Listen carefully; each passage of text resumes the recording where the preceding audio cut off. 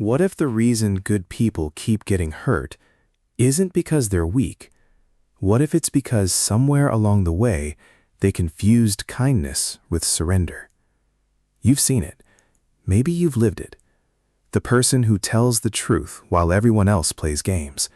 The one who shows up, keeps their word, gives without asking for anything back, and somehow ends up last.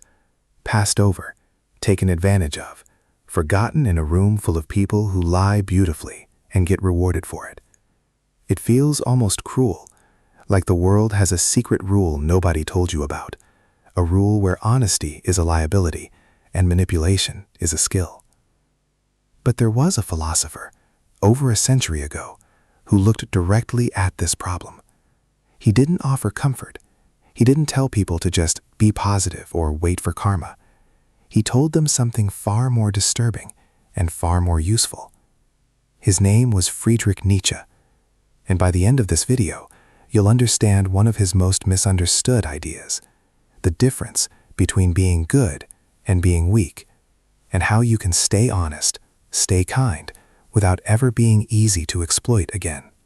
Stay with me, because this isn't just philosophy. This is armor. Nietzsche wasn't a man who sat in comfort and theorized about virtue from a safe distance. He was sick for most of his adult life, isolated, misunderstood by his contemporaries, and largely ignored until after his death. He watched the moral systems around him, religious, social, cultural, and asked the question most people were too afraid to ask. What if some of what we call goodness is actually just fear wearing a mask? He wasn't interested in tearing down kindness. He was interested in tearing down the fake version of it, the kind that exists not because someone is strong enough to choose compassion, but because they're too afraid to do anything else. Nietzsche believed that real strength wasn't cruelty, it wasn't domination, it was the capacity to face life with all its unfairness and still remain standing, still remain yourself, without needing anyone's approval to justify your existence. This is a man who spent his life studying why some people crumble under the weight of the world, while others transform that same weight into power, and the answer he arrived at has everything to do with the honest people who keep losing. Let's talk about one of them. His name doesn't matter. Call him Daniel. You probably know a Daniel. You might be one. Daniel was the guy everyone described as a genuinely good person. He remembered birthdays. He picked up the phone at midnight when a friend was falling apart. At work, he was the one who stayed late so a coworker could leave early for their kid's recital. He never lied. He never manipulated anyone. He believed quietly and sincerely that if he kept being good, life would eventually be good back to him. For a while, it seemed to work. People liked him, people needed him, but slowly, so slowly he almost didn't notice, something shifted. The coworker he covered for started expecting it, then demanding it. His friends called him only when they needed something and disappeared the moment he needed anything in return. In relationships, he gave the benefit of the doubt so many times that people learned his doubt had no limit and used it. Nobody ever said, "I'm taking advantage of Daniel," but everyone did, because Daniel had taught them, without meaning to, that his kindness came with no boundary, no cost, no line that couldn't be crossed. He started noticing the pattern late one night, staring at his phone after canceling his own plans, again, to help someone who'd never once asked how he was doing. He felt something he didn't have a name for, not quite anger, not quite grief, something closer to the quiet horror of realizing you've spent years pouring water into a cup that was never yours. He wasn't being punished for being dishonest. He was being punished, if you could call it that, for being honest without ever being strong. And here's the question that should unsettle you. Was it his kindness that hurt him, or was it something else entirely, something hiding underneath the kindness, wearing its face? We'll come back to Daniel, but first we need to understand exactly Nietzsche saw in people like him, and why he believed this pattern isn't rare. It's almost universal. Here's the idea that changes everything, and it's one of the most misread concepts in all of philosophy. Nietzsche drew a sharp distinction between what looks like goodness and what actually is strength. In his view, a great deal of what society calls being nice is really just an absence of power. People behaving agreeably not because they've chosen compassion from a place of confidence, but because they're too afraid of conflict, rejection, or standing alone. He called the psychology behind this fear-based morality something like a slave morality, not because the people living it are lesser, but because their goodness is reactive. It exists only in response to threat. It's goodness built on the fear of consequences, not the strength of character. Contrast that with what Nietzsche admired, a kind of moral strength he associated with mastery, a person acting from abundance rather than fear. This person is honest not because they're afraid of being caught in a lie, and kind not because they're terrified of being disliked. They are honest and kind because they've done the internal work to choose those values freely, and they hold firm boundaries precisely because their sense of self doesn't depend on constant approval. This is the trap Daniel fell into. His kindness wasn't chosen from strength, it was compulsive. It came from a fear of confrontation, a fear of disappointing people, a fear of being seen as difficult.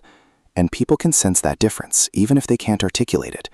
Predatory personalities in particular are drawn to it like a compass finding north. They don't take advantage of strong, boundaried kindness. They take advantage of kindness that has no teeth behind it. Nietzsche also introduced a concept that sits at the very heart of this video: self-overcoming. It's the idea that growth isn't about becoming a different person or abandoning your values. It's about confronting the weaker, fear-driven parts of yourself and consciously rebuilding them into something sturdier. Self-overcoming doesn't mean becoming cold or ruthless. It means becoming someone whose kindness can no longer be mistaken for weakness because it's backed by an unshakable relationship with yourself. He believed most people never do this work. They accept the version of themselves shaped by fear of judgment, and they call it being a good person, never realizing that fear was doing the driving all along. This is where seeking constant approval becomes so dangerous. When your sense of worth depends on being liked by everyone, you will unconsciously sacrifice your boundaries to protect that approval. You'll say yes when you mean no. You'll accept disrespect to avoid the discomfort of a difficult conversation. Every time you do this, you're not being good. You're outsourcing your identity to the opinions of others, and people who sense that will exploit it, sometimes without even realizing they're doing it. The alternative isn't cynicism. It isn't becoming hard, guarded, or manipulative yourself. Nietzsche was clear that overcoming weakness didn't mean adopting cruelty. Cruelty is just another form of weakness, dressed up as power. The real goal is integration, strength and compassion existing in the same person at the same time. Kindness with a spine, honesty with boundaries, warmth that isn't afraid to say no. That's the transformation Daniel eventually had to go through, and it didn't happen through a single dramatic moment. It happened through a slow, quiet decision to stop outsourcing his self-worth to other people's comfort. If this idea is changing the way you see yourself, take 1 second to like this video and subscribe. It helps us continue bringing timeless philosophy to more people. Months after that night on his phone, Daniel started small. He didn't become a different man overnight. That's not how self-overcoming works. He simply began telling the truth about his limits, out loud, even when his voice shook doing it. The first time he said no to the coworker who always expected him to stay late, his stomach twisted with guilt. He half expected the sky to fall. Instead, something stranger happened. The coworker blinked, said, "Okay, no worries," and found someone else to ask. The catastrophe Daniel had feared for years simply didn't arrive. He kept going. He stopped answering messages at midnight from friends who only called when they needed something. At first, a couple of people got angry. One accused him of changing, of becoming cold. But Daniel noticed something Nietzsche would have recognized instantly. The people who got angry at his boundaries were the ones who had benefited most from his lack of them. The people who genuinely respected him didn't disappear. If anything, they leaned in closer, curious about this steadier version of their friend. Daniel didn't become dishonest. He didn't start manipulating people or performing false confidence. He simply stopped abandoning himself to keep others comfortable. He started speaking plainly, holding his ground in conversations he used to avoid. And this is the part that surprised him most. He found he still cared deeply about the people in his life. He still showed up for them. But now it came from choice, not fear. And the world responded differently. Not because Daniel had become harder, but because he'd become whole. There's a particular kind of presence that emerges when a person's kindness is no longer a bid for approval.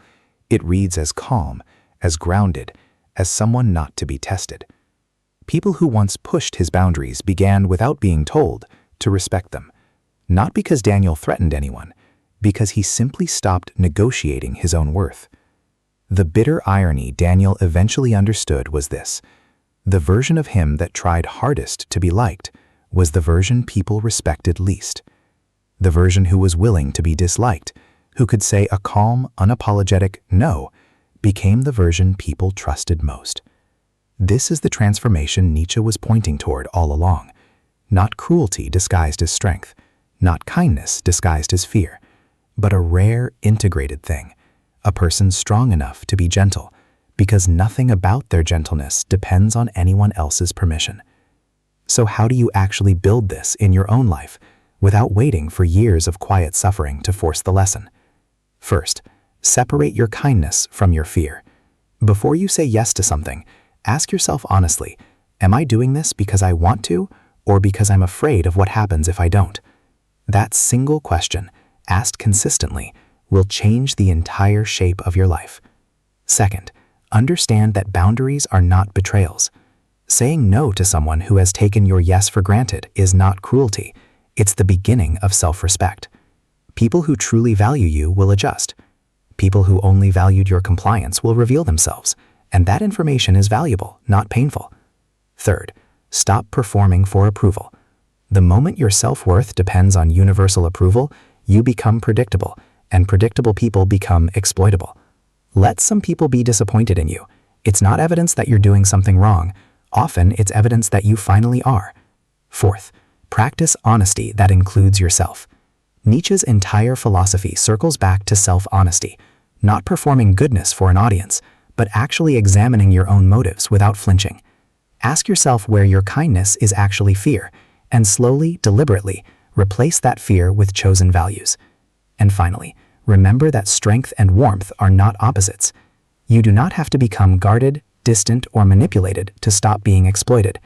You simply have to become someone whose goodness isn't up for negotiation, someone who gives generously, but never desperately. This is self-overcoming in practice, not a single leap, but 1,000 small refusals to abandon yourself. Honesty is not the problem. Kindness is not the problem. The world does not punish good people for being good. It punishes the version of goodness that has no foundation beneath it. Kindness without boundaries, honesty without self-respect, generosity with the strength to say enough. Nietzsche never asked us to abandon our values. He asked us to earn them, to stop being good out of fear and start being good out of strength. Because a kind person with boundaries is nearly impossible to exploit, and an honest person who respects themselves doesn't get overlooked, they get remembered. The world isn't fake because honesty has stopped mattering. It only feels that way when honesty forgets to bring its spine along with it. If this video made you think differently, leave a like, subscribe for more timeless philosophy, and comment below. I choose strength with integrity. I'd love to hear your thoughts.